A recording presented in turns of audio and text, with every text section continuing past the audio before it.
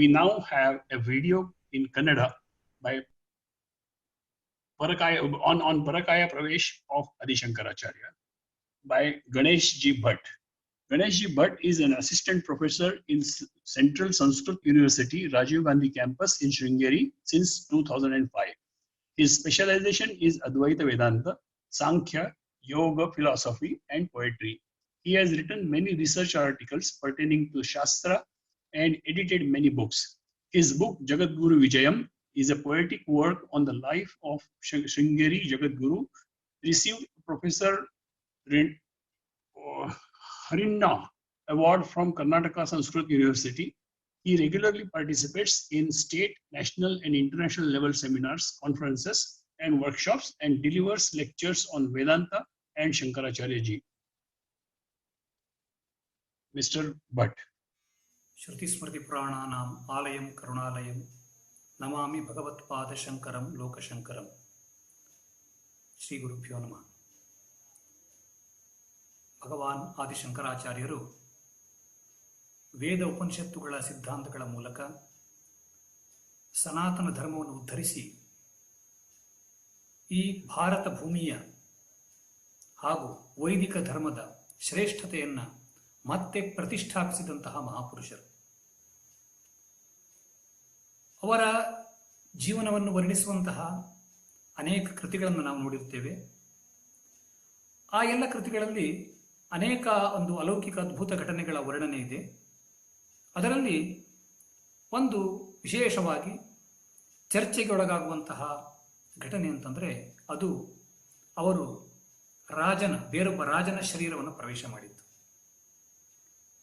ಅಲ್ಲಿ ಪ್ರಸಂಗ ಹೇಗೆ ಬರುತ್ತೆ, ಶಂಕರರಿಗೂ ಮತ್ತು ಮಂಡನ ಮಿಶ್ರರಿಗೂ ವಾದ ನಡೆಯಿತು. ವಾದದಲ್ಲಿ ಮಂಡನ ಮಿಶ್ರರು ಸೋತು ಹೋದ. ಆವಾಗ ಅವನು ತಾನು ಮಾಡಿದಂತಹ ಪ್ರತಿಜ್ಞೆಯಂತೆ ಸನ್ಯಾಸ ಗ್ರಹಣವನ್ನು ಮಾಡಬೇಕು.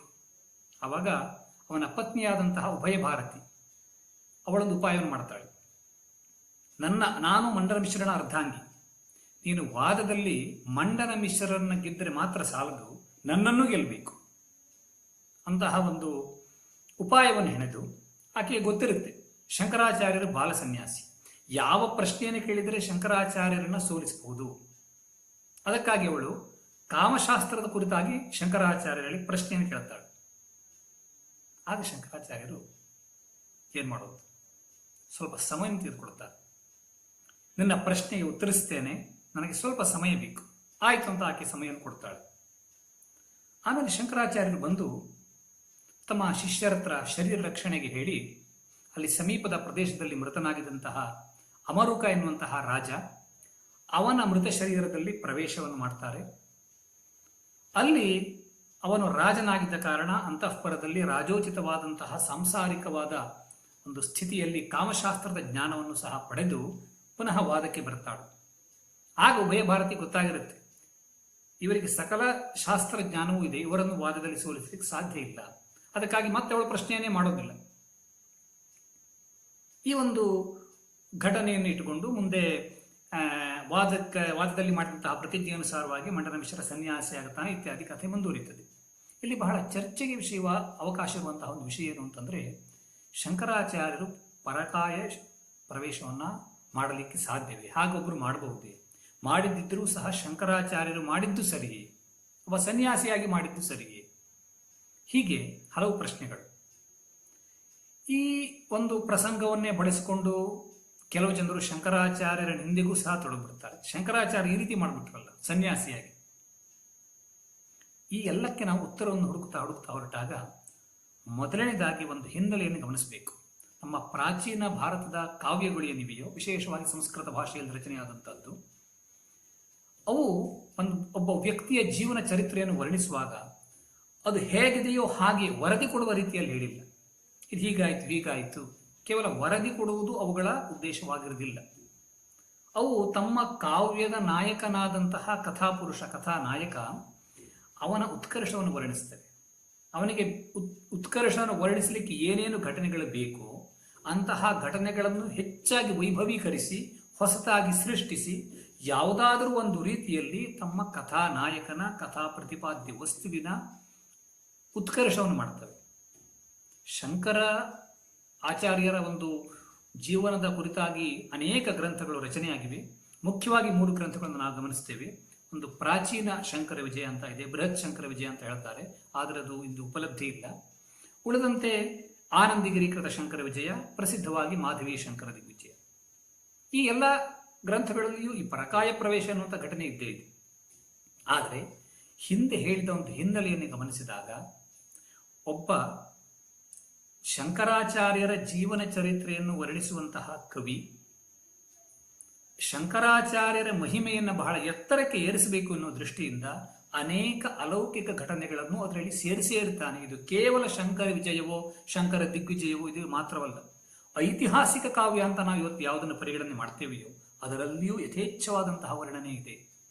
ಅದು ವಿಕ್ರಮಾಂಕ ದೇವಚರಿತ ಅಥವಾ ಕಲ್ಹಣನ ರಾಜತರಂಗಿಣಿ, ಹರ್ಷಚರಿತ, ಯಾವುದೇ ಒಂದು ಆಧುನಿಕ ಇತಿಹಾಸ ಎನ್ನುವಂತಹ ಇತಿಹಾಸವನ್ನು ವರ್ಣನೆ ಮಾಡುವಂತಹ ಗ್ರಂಥಗಳಿವೆಯೋ ಅವುಗಳಲ್ಲಿ ಈ ವರ್ಣನೆ ಎನ್ನುವುದು ಯಥೇಚ್ಛವಾಗಿದೆ.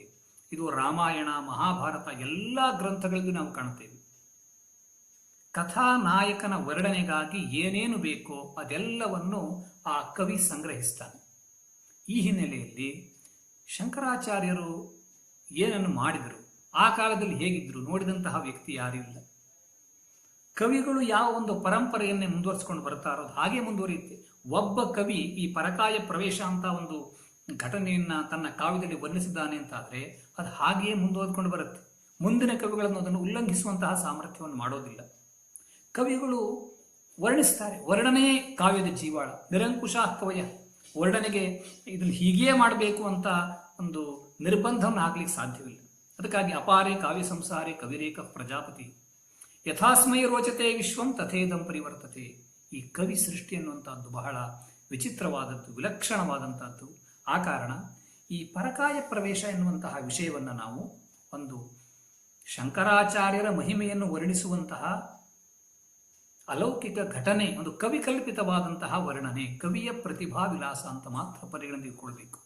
ಎಲ್ಲ ಕಡೆಗೂ ಇದೆಯಲ್ಲ, ಹಿಂದಿನಿಂದಲೂ ಇದೆ ಅಂತಂದರೆ ಎಷ್ಟೋ ವಿಷಯಗಳು ಹೀಗೆ ಕಾಲಾಂತರದಲ್ಲಿ ಅದು ಸೇರ್ಪಡೆ ಆಗಿದ್ದರೂ ನಮ್ಗೆ ಗೊತ್ತೇ ಆಗೋದಿಲ್ಲ. ಮೂಲ ಗ್ರಂಥದಲ್ಲಿ ಹಾಗೆ ಇದೆ ಅಂತ ನಾವು ತಿಳಿತೇವೆ. ಉದಾಹರಣೆಗೆ ರಾಮಾಯಣದಲ್ಲಿ ಬರುವಂತಹ ಒಂದು ಲಕ್ಷ್ಮಣ ರೇಖೆ ಎನ್ನುವಂತಹ ಪ್ರಸಂಗ.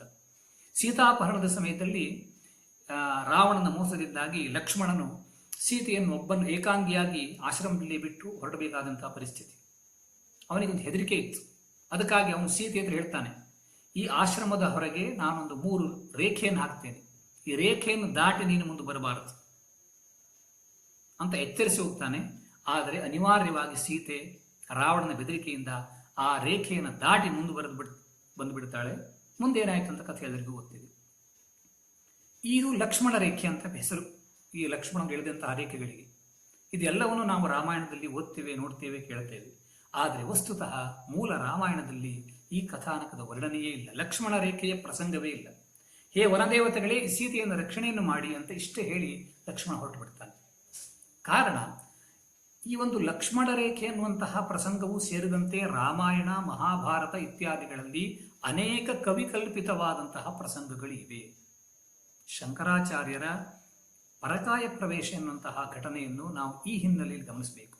ಶಂಕರ ದಿಗ್ವಿಜಯವನ್ನೇ ನಾವು ತಿಳಿದುಕೊಂಡ್ರೆ ಅದೆಷ್ಟೋ ಶಂಕರ ಅಥವಾ ಅವರ ಜೀವನ ಕಾಲದಲ್ಲಿ ಅಸಂಭವ ಎನ್ನುವಂತಹ ಘಟನೆಗಳು ಅಲ್ಲಿವೆ. ಅದು ಪ್ರಶ್ನೆ ಬರ್ಬೋದು, ಶಂಕರಾಚಾರ್ಯರಿಗೆ ಹಾಗಾದರೆ ಸರ್ವಜ್ಞತ್ವ ಬಂದಿದ್ದು ಹೇಗೆ?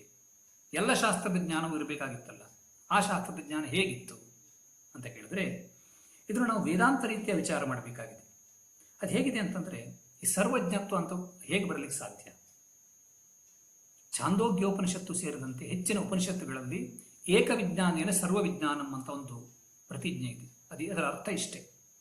ಏಕ ಅಂದರೆ ಬ್ರಹ್ಮ, ಬ್ರಹ್ಮಜ್ಞಾನದಿಂದಾಗಿ ಸಕಲ ವಸ್ತುಗಳ ಜ್ಞಾನವೂ ಆ ಜ್ಞಾನಿಗೆ ಉಂಟಾಗ್ತದೆ.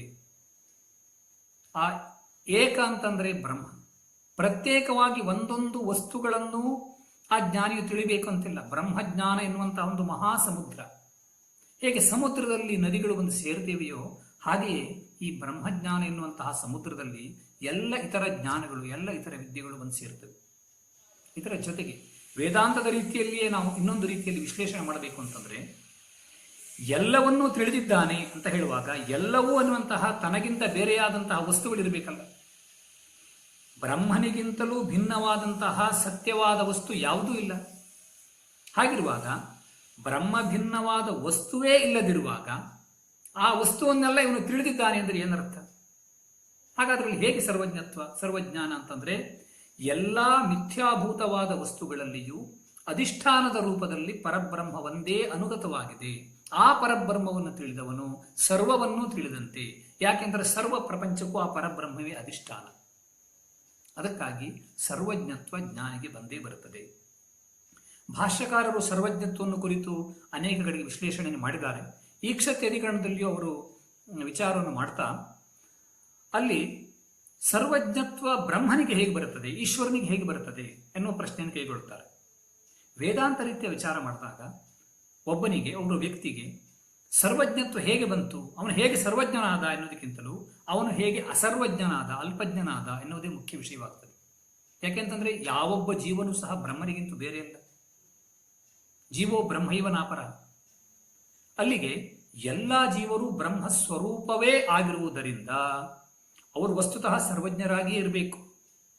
ಯಸ್ಯ ಹಿ ಸರ್ವ ವಿಷಯಾವಭಾಸನ ಕ್ಷಮಂ ನಿತ್ಯಂ ಜ್ಞಾನಮಸ್ತಿ ಸಹ ಅಸರ್ವಜ್ಞ ಇತಿ ವಿಪ್ರತಿಷಿದ್ಧಂ ಅಂತ ಹೇಳ್ಬಿಡ್ತಾರೆ ಭಾಷ್ಯಕಾರರು ಸಾಂಖ್ಯರ ಆಕ್ಷೇಪಕ್ಕೆ ಉತ್ತರ ಕೊಡುವಾಗ.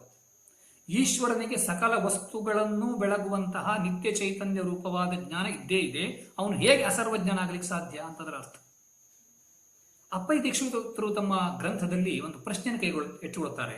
ಅದು ಹೀಗಿದೆ: ನನು ಈಶ್ವರವತ್ ಜೀವೋಪಿ ಸ್ವರೂಪ ಚೈತನ್ಯೇನೈವ ಕುತೋ ವಿಷಯಾನ್ನಾವಭಾಸಯತಿ. ಈಶ್ವರನು ಸರ್ವಜ್ಞ ಅಂತಾದರೆ ಈಶ್ವರನಿಗಿಂತಲೂ ಜೀವ ಭಿನ್ನ ಅಲ್ಲ. ಹಾಗಾದರೆ ಯಾವ ಒಂದು ಸಾಧನದ ಅವಶ್ಯಕತೆ ಇಲ್ಲದೆಯೇ ತನ್ನ ಸ್ವರೂಪ ಚೈತನ್ಯದಿಂದಲೇ ಸಕಲವನ್ನು ಬೆಳಗುವಂತಹ ಸಾಮರ್ಥ್ಯ ಜೀವನಿಗೆ ಯಾಕೆ ಇಲ್ಲ? ಯಾಕೆ ಜೀವನು ಸರ್ವಜ್ಞನಲ್ಲ ಅಂತ ಪ್ರಶ್ನೆಯನ್ನು ಮಾಡಿ ಅದಕ್ಕೆ ಮುಂದೆ ಅವರು ಅನೇಕ ರೀತಿಯಾದ ಸಮಾಧಾನ ಹೇಳ್ತಾರೆ. ಆ ಸಮಾಧಾನದ ಸಾರ ಇಷ್ಟೇ: ಅವಿದ್ಯೆ ಎನ್ನುವಂತಹ ಜ್ಞಾನಕ್ಕೆ ಪ್ರತಿಬಂಧಕವಾದ ಒಂದು ಕಾರಣ ಇದೆ. ಅದರಿಂದಾಗಿ ಸರ್ವಜ್ಞನಾಗಬೇಕಾಗಿದ್ದರೂ ಸಹ ಜೀವನು ಅಸರ್ವಜ್ಞನಾಗಿದ್ದಾನೆ. ಅವಿದ್ಯೆಯೇ ಪ್ರತಿಬಂಧ. ಭಾಷ್ಯಕಾರರು ಸಹ ಈಕ್ಷತ್ಯಧಿಕರಣದಲ್ಲಿ ಈ ಜೀವನಿಗೆ ಜ್ಞಾನದ ಉತ್ಪತ್ತಿಯಾಗಬೇಕು ಆಯಾ ಸಾಧನಗಳಿಂದ ಅಂತಾದರೆ ಅದು ಅವನಿಗೆ ಯುಕ್ತವೇ ಆಗಿದೆ. ಯಾಕೆಂದರೆ ಜೀವನಿಗೆ ಅವಿದ್ಯಾ ಸಂಬಂಧವಿದೆ. ಈಶ್ವರನಿಗೆ ಬೇರೊಂದು ಸಾಧನದ ಸಾಮಗ್ರಿ ಅವಶ್ಯಕತೆ ಇಲ್ಲ. ಅವಿದ್ಯಾದಿ ಪ್ರತಿಬಂಧ ಮತಃ ಸಂಸಾರಿಣಃ ಶರೀರಾದ್ಯಪೇಕ್ಷಾ ಜ್ಞಾನೋತ್ಪತ್ತಿ ಸ್ಯಾತ್ ನ ಜ್ಞಾನ ಪ್ರತಿಬಂಧ ಕಾರಣರಹಿತಸ್ಯ ಈಶ್ವರಸ್ಯ ಅಂತ.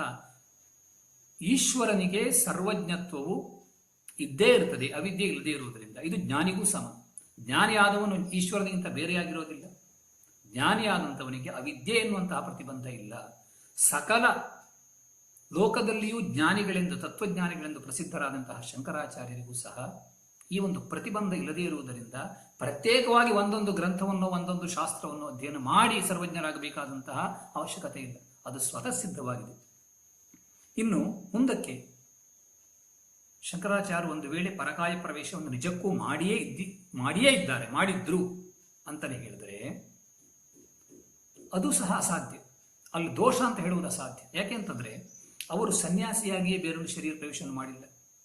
ಅಲ್ಲಿ ಶಂಕರ ದಿಗ್ವಿಜಯದಲ್ಲಿ ಕಥಾನಕ ಬರ್ತದೆ.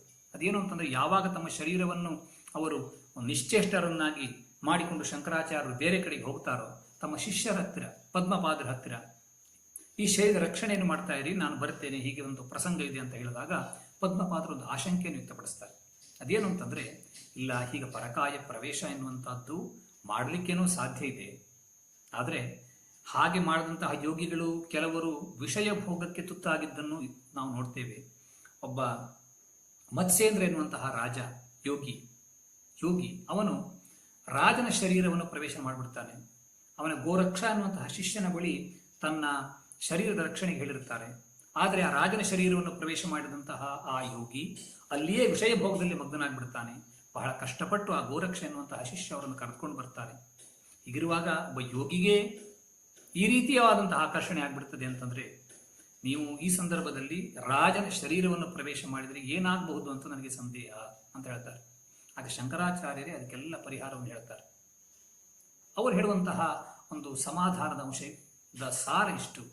ಅದೇನು ಅಂತಂದ್ರೆ, ಈ ಹಠಯೋಗ ಎನ್ನುವಂತಹ ಗ್ರಂಥದಲ್ಲಿ ವಜ್ರೋಲಿ ಎನ್ನುವಂತಹ ಒಂದು ಯೋಗದ ಪ್ರಕ್ರಿಯೆ, ಆ ವಜ್ರೋಲಿ ಯೋಗವನ್ನು ತಿಳಿದಂಥವನಿಗೆ ಯಾವ ರೀತಿಯಲ್ಲಿಯೂ ವ್ರತಭಂಗ ಆಗುವಂತಹ ಸಂದರ್ಭವೇ ಬರೋದಿಲ್ಲ. ಅದು ಆ ವಜ್ರೋಲಿ ಯೋಗದ ಮಹಿಮೆ. ಅಂತಹ ಯೋಗದ ಸಿದ್ಧಿ ನನಗಿದೆ. ಹಾಗಿರುವ ವ್ರತಭಂಗ ಎನ್ನುವಂತಹ ಒಂದು ಪ್ರಶ್ನೆ ಬರೋದಿಲ್ಲ. ಇನ್ನು ಈ ಒಂದು ಸಂಸರ್ಗ ಅಂದರೆ ಸನ್ಯಾಸಿಯಾಗಿದ್ದಂಥವನು ಈ ಥರದ ರೀತಿ ಮಾಡಬಹುದೇ ಎನ್ನುವ ಪ್ರಶ್ನೆ ಮಾಡಿದರೆ, ಜ್ಞಾನಿಯಾದಂಥವನಿಗೆ ಯಾವ ಕರ್ಮದಿಂದ, ಅದು ಸುಕೃತವೋ ದುಷ್ಕೃತವೋ, ಯಾವ ಕರ್ಮದಿಂದಲೂ ಯಾವ ಲೇಪವೂ ಇರೋದಿಲ್ಲ. ಆ ಕಾರಣ ಜ್ಞಾನಿಯಾದಂಥವನು ಯಾವುದೇ ಕರ್ಮಕ್ಕೆ ಅಂಟಿಕೊಳ್ಳೋದಿಲ್ಲ. ಈ ಕೌಶಿತಿಕಿ ಬ್ರಾಹ್ಮಣೋಪನಿಷತ್ ಅಂತ ಒಂದು ಗ್ರಂಥ ಇದೆ. ಅದರಲ್ಲಿ ಇಂದ್ರನು ತನ್ನ ಮಹಾತ್ಮೆಯನ್ನು ವರ್ಣನೆ ಮಾಡುವಾಗ ಹೇಳ್ತಾನೆ, ನಾನು ವೃತ್ರಾಸುರನನ್ನು ಕೊಂದೆ, ಅನೇಕ ತನ್ನ ಈ ರೀತಿಯಾದಂತಹ ಅಸಾಧ್ಯವಾದ ದುಷ್ಕೃತ್ಯ ಅಂತ ಲೋಕಕ್ಕೆ ಅನಿಸುವ ರೀತಿಯ ಕಾರ್ಯಗಳನ್ನು ಸಹ ಅವನು ವರ್ಣನೆ ಮಾಡ್ತಾ ಹೇಳ್ತಾನೆ.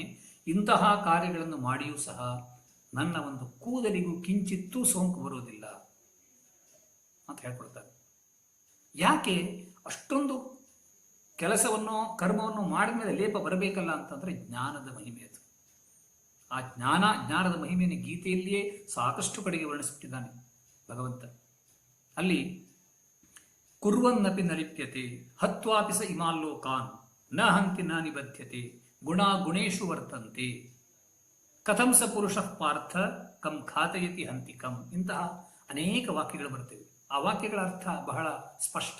ಜ್ಞಾನಿಯಾದಂಥವನಿಗೆ ಕರ್ಮವನ್ನು ಮಾಡಿದರೂ ಸಹ ಯಾವುದೇ ಲೇಪವಿಲ್ಲ.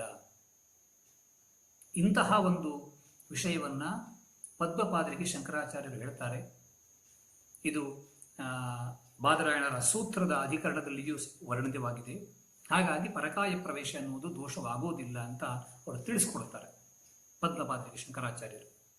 ಈ ಹಿನ್ನೆಲೆಯಲ್ಲಿ ನಾವು ನೋಡಿದಾಗ ಪರಕಾಯ ಪ್ರವೇಶ ಎನ್ನುವಂಥದ್ದು ಅದು ಒಂದು ಪ್ರಾಚೀನ ಕಾಲದ ಒಂದು ಸಿದ್ಧಿ. ಇದು ಹೊಸದಾಗಿ ಆಗುವಂಥದ್ದಲ್ಲ. ಅಂದರೆ ಶಂಕರ ದಿಗ್ವಿಜಯದಲ್ಲಿದೆ ಅಥವಾ ಶಂಕರಾಚಾರ್ಯರು ಮಾತ್ರ ಮಾಡಿದ್ದಾರೆ ಅಂತ ಅರ್ಥವಲ್ಲ.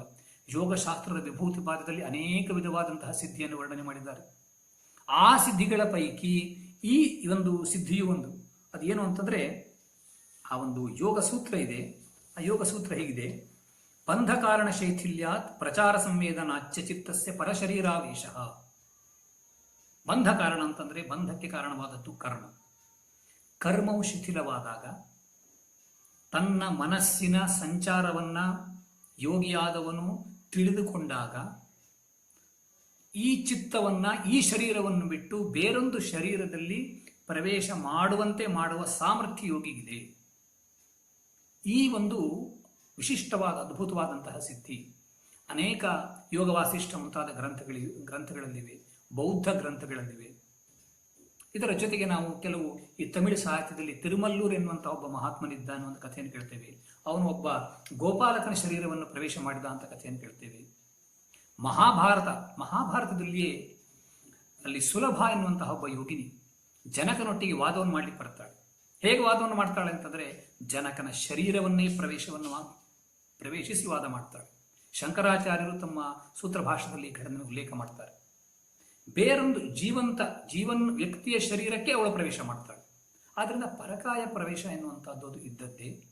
ಶಂಕರಾಚಾರ್ಯರಿಗೂ ಆ ಸಾಮರ್ಥ್ಯ ಇತ್ತು ಎನ್ನುವಂತಹ ಒಂದು ವಿಶೇಷ ಈ ಘಟನೆಯಿಂದ ವರ್ಣಿತವಾಗಿದೆ. ಕವಿಗೆ ತುಂಬಾ ಪ್ರಯೋಜನ ಇದೆ. ಇಂತಹ ಮಹಾನ್ ಯೋಗಿಗಳು ಶಂಕರಾಚಾರ್ಯರು ಎಂಬುದನ್ನು ಆ ಮೂಲಕ ಆ ಗ್ರಂಥಕಾರ ತೋರಿಸ್ಕೊಡ್ತಾನೆ. ಯಾವುದೋ ಒಬ್ಬ ಗ್ರಂಥಕಾರ ಹೇಳಿದ್ರೆ ಹೇಗೆ ಹೇಳ್ಬೋದಿತ್ತು. ಆದರೆ ಆನಂದಗಿರಿಯವರು ಬರೆದಂತಹ ಶಂಕರ ವಿಜಯದಲ್ಲಿಯೂ ಸಹ ಈ ಘಟನೆ ಇದೆಯಲ್ಲ. ಆನಂದಗಿರಿ ಎಂದರೆ ಶಂಕರಾಚಾರ್ಯ ಶಿಷ್ಯರು, ತೋಟಕಾಚಾರ್ಯರು. ಅವರು ತಮ್ಮ ಗ್ರಂಥದಲ್ಲಿ ಹೇಳ್ಕೊಳ್ತಾರೆ, ಸ್ವಗುರೋಹೋ ಅವತಾರ ವೈಭವಂ ಜಯತಿ ಸಕಲ ಲೋಕೈ ಸೇವ್ಯಮಾನೋ ಗುರುರ್ಮೆ ಅಂತ ಹೇಳಿದ್ದಾರೆ. ಶಂಕರಾಚಾರ್ಯನ ಗುರುಗಳು ಅಂತ ಹೇಳಿಕೊಂಡು ಆ ಗ್ರಂಥವನ್ನು ಬರೆದಿದ್ದಾರೆ. ಅಂದಮೇಲೆ ಆನಂದಗಿರಿಯವರು ಅದನ್ನು ನೋಡಿಯೇ ಇರ್ತಾರೆ, ಅವ್ರಿಗೆ ಗೊತ್ತಿದೆ ಸಮಕಾಲೀನರವರು ಅಂತ ಒಂದು ಪ್ರಶ್ನೆ ಬರ್ಬೋದು. ಆದರೆ ಇಲ್ಲಿ ನಾವು ತಿಳ್ಕೊಳ್ಬೇಕಾದಂತಹ ವಿಷಯ ಏನು ಅಂತಂದ್ರೆ, ಆನಂದಗಿರಿ ಅನ್ನುವ ಹೆಸರಿನ ಅನೇಕ ವ್ಯಕ್ತಿಗಳಿದ್ದರು.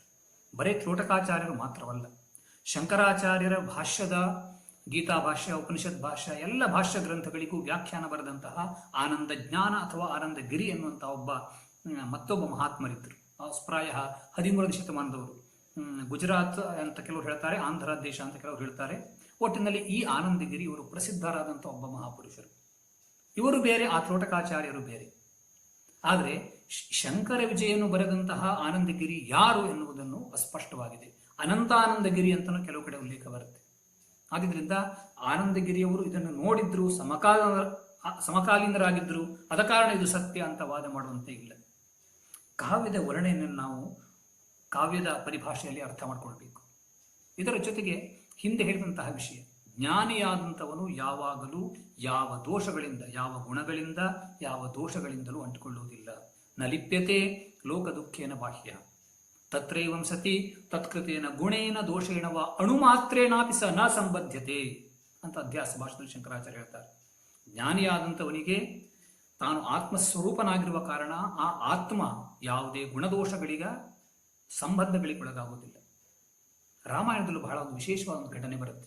ಅದೇನು ಅಂತಂದರೆ, ಸೀತಾಪಹರಣವಾದಾಗ ಸೀತೆಯನ್ನು ಹುಡುಕ್ತಾ ಲಂಕೆಗೆ ಪ್ರವೇಶಿಸ್ತಾನೆ ಹನುಮಂತ. ಅಲ್ಲಿ ಲಂಕೆಯನ್ನೆಲ್ಲ ಎಲ್ಲಿ ಸ್ತ್ರೀಯರು ಇರಬಹುದು ಅಂತ ಆ ಸೀತೆಯನ್ನು ನೋಡಿರೋದಿಲ್ಲ. ಎಲ್ಲ ಸ್ತ್ರೀಯರಿರುವಂತಹ ಜಾಗವನ್ನೆಲ್ಲ ನೋಡ್ತಾ ಹೋಗುವಾಗ ಆ ರಾವಣನ ಅಂತಃಪುರವನ್ನು ಸಹ ಕಳೆದು ಹೋಗ್ತಾನೆ. ರಾತ್ರಿಯ ಸಮಯ ರಾವಣನ ಅಂತಃಪುರದಲ್ಲಿದ್ದ ಸ್ತ್ರೀಯರನ್ನು ನೋಡ್ತಾನೆ. ಯಾರು? ಹನುಮಂತ, ಬ್ರಹ್ಮಚಾರಿ.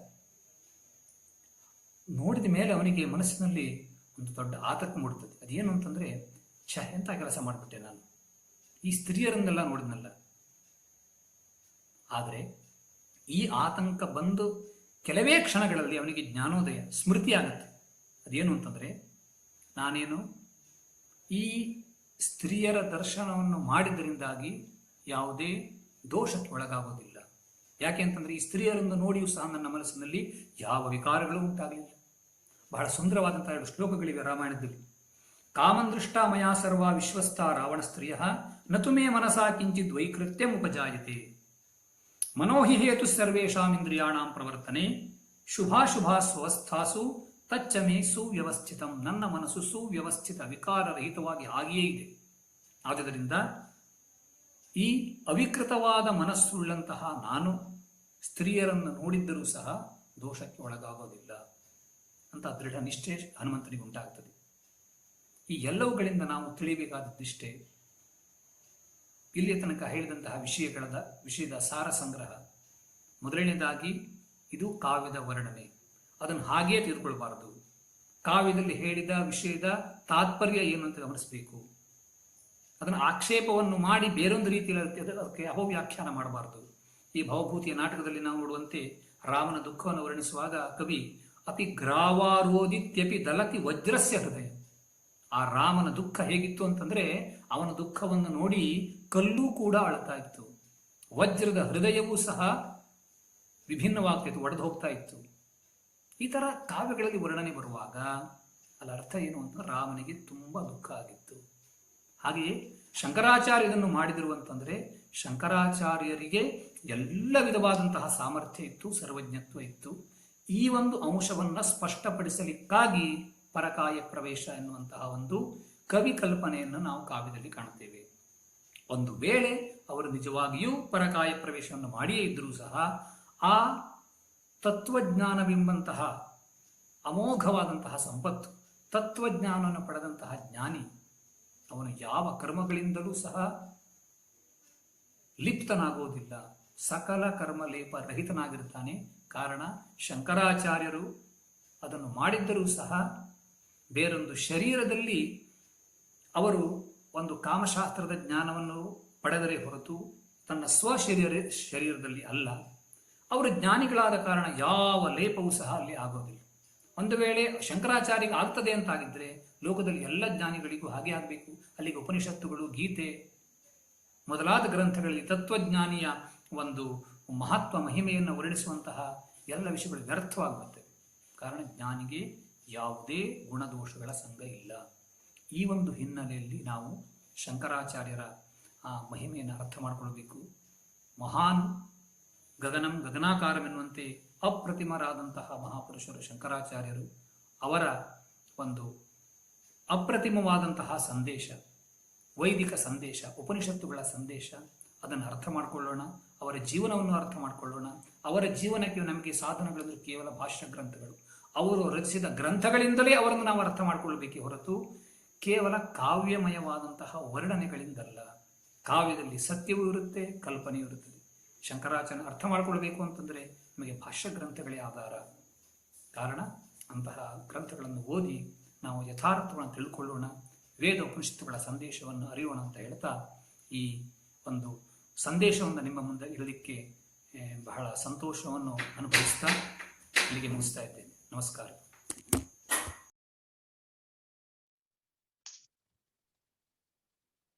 For the conveniences of the viewers who don't understand Kannada, I will request Sri Nagaraj sir to give summary of Bhatt ji's talk in English.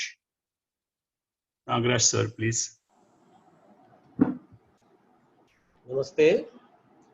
It was a very important and wonderful topic chosen by Dr. Ganesh Bhatt ji.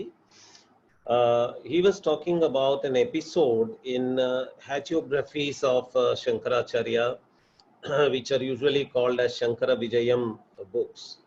He starts his talk by saying that what Shankara was doing was a revival of Advaita Vedanta, which was already there in the Vedas and Upanishads. But later, many biographical works were written about him.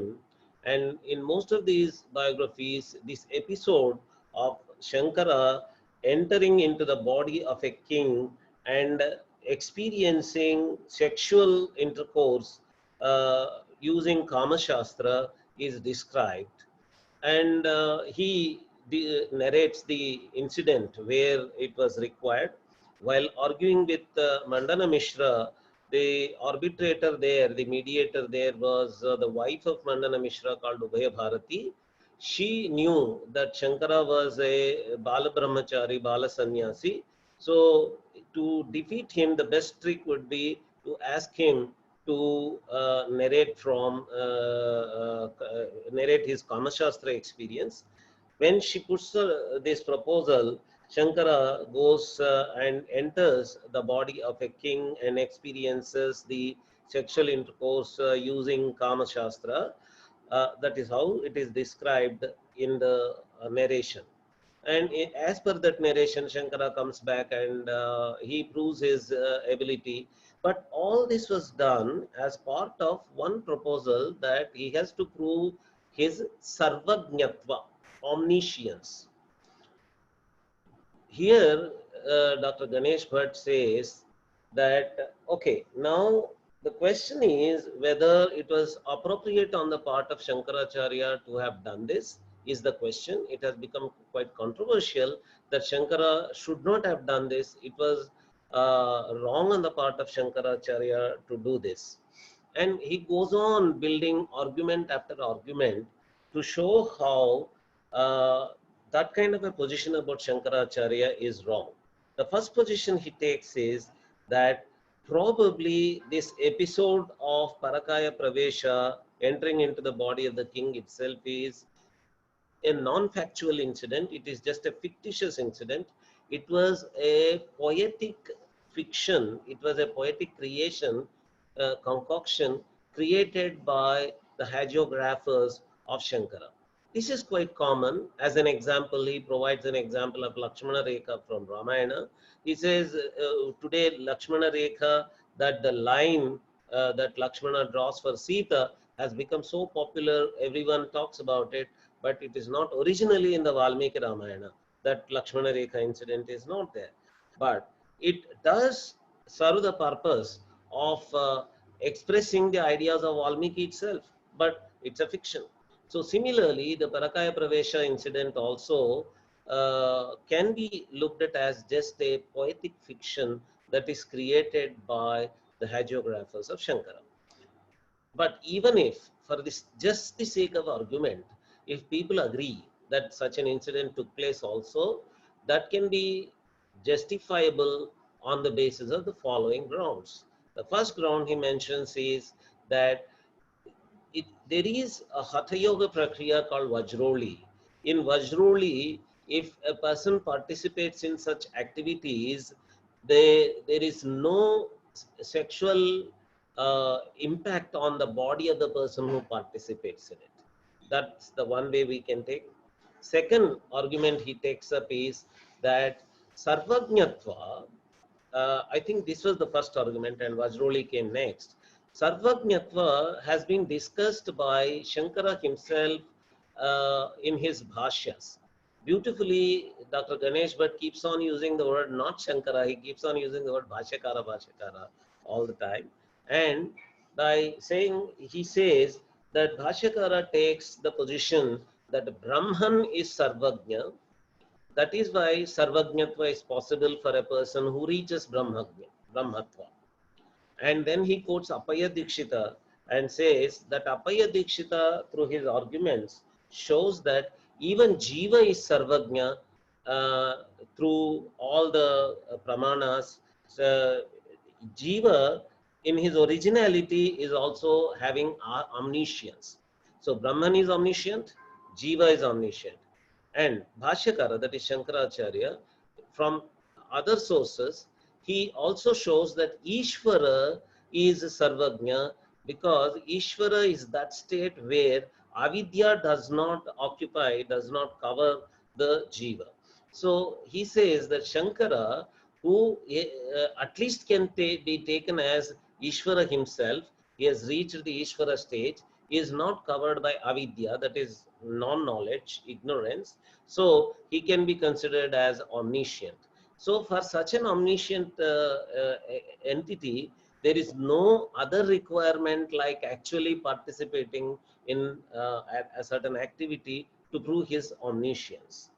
And then he goes to this Vajroli argument, Hatha Yoga argument, and then he goes to another argument that a person, a jnani, a person who is liberated inside, there is no action that actually impacts his inner personality, his inner entity. The karmas, the actions, na lipyate, they don't touch him, they don't even touch him. He goes on giving evidences, pramanas after pramanas, to prove that the actions of an inner liberated person do not have an impact on that inner personality. And then he says, so through all these arguments, we can establish that even if Shankara participated in such an activity, it does not prove to be wrong on the part of Shankaracharya. But he repeats again towards the end of his talk also that it is definitely a poetic fiction created by the hagiographers of Shankara. They do it just to show that Shankara was omniscient. To make that point, they might have created this incident. Even if it is argued that probably that really happened, through all the arguments that I have shown, the Sarvajñatva of Brahman, Jiva and Ishvara, and the Vajroli of Hatha Yoga, and the karmas not touching the jnani, through all these arguments, we can prove that even if it has happened, it does not prove anything wrong on the part of Shankara. And towards the conclusion, he comes back and says that let us not go by hagiographies to understand Shankara. Shankara can be understood only through his bhashyas and bhashyas and bhashyas alone. We have to be grateful to Shankaracharya for having given us his bhashyas. Shankara is his bhashyas. Let us try to understand him only through the bhashyas, not through all these stories about him. Let us concentrate on the Vedas and Upanishads and the way they have been interpreted by Shankara. That is our responsibility, that is our duty. Let us commit ourselves again to the duty of understanding Vedas and Upanishads through the bhashyas of Shankara, which have been given by him out of compassion for all of us. Let us be grateful to him and let us be sadhakas. That is how he concluded his speech.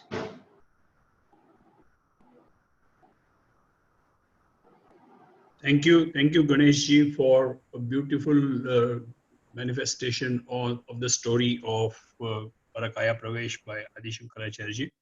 Thank you, Nagaraj ji, for a lucid summary of the Ganesh ji's talk. Tomorrow morning, session starts at 6 a.m. Indian Standard Time. We have a live session by Swami Samvit Somagiri Maharaj ji on Bharatiya Sanskruti ke Unnayak Adya Shankaracharya ji, Jivan Evam Sandesh, followed by a video on eschatology in Kevaladvaita Vedanta by Professor Shakuntala Gaudeji. Hope to see you back here again. Shri Gurubhyo Namaha.